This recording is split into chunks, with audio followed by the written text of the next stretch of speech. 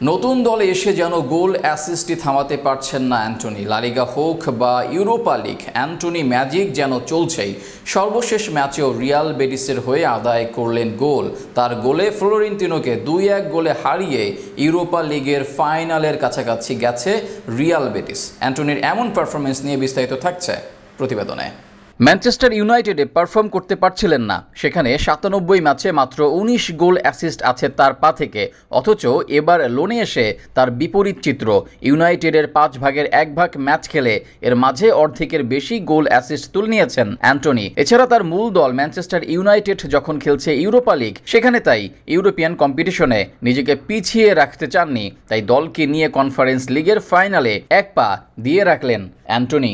ঘরের মাঠে এদিন ইতালিয়ান ক্লাব ফ্লোরেন্তিনোকে আতিথ্য দেয় রিয়াল বেটিস, আর সেখানেই ঘরের মাঠে অ্যান্টনি সান্তোস করেন দারুণ 1 গোল। ডিবক্সের বাইরে থেকে গোল আদায় করেন, সেটিও আবার নিজের রং ফুটিয়ে। ম্যাচের 64 মিনিটে ঘটে এমন ঘটনা, তার বাঁ পায়ের দূরপাল্লার শট ফ্লোরেন্তিনোর ডিফেন্ডারের পায়ে লেগে ফিরে আসে। এরপর ফিরতি শট তার দুর্বল পা ডান পায়ে নেন অ্যান্টনি, কিন্তু সেই শট সবাইকে পরাস্ত করে খুঁজে নেয় জালকে।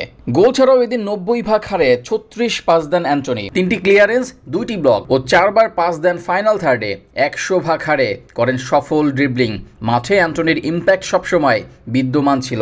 যে ম্যাচে গোল অ্যাসিস্ট পান না, সেই ম্যাচেও তার ঝলক দেখতে পায় সবাই। তবে ইউনাইটেডে মিনিট না পাওয়া ও গোল অ্যাসিস্ট না পাওয়ায় হয়েছিলেন সমালোচিত। সেই সব সমালোচনার জবাব অ্যান্টনি দিলেন মাঠের ফুটবলেই। এই মৌসুমে সব মিলিয়ে রিয়াল বেটিসের হয়ে 10 গোল অ্যাসিস্ট করেছেন 19 ম্যাচে। এর মাঝে লিগে করেছেন 5 গোল অ্যাসিস্ট। কনফারেন্স লিগের ফাইনালে 1 পা রিয়াল বেটিসের।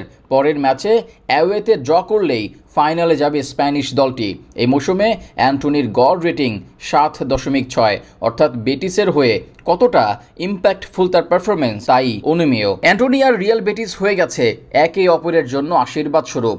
একের পর এক ট্রল হওয়া অ্যান্টনি এখন সবার ভালোবাসার পাত্র। এমন ফর্ম বজায় থাকলে জাতীয় দলে ফিরতেও যে সময় লাগবে না এই তারকার, তা অনেকটা নিশ্চিত। আর সেই প্রত্যাশাই থাকবে ভক্তদের।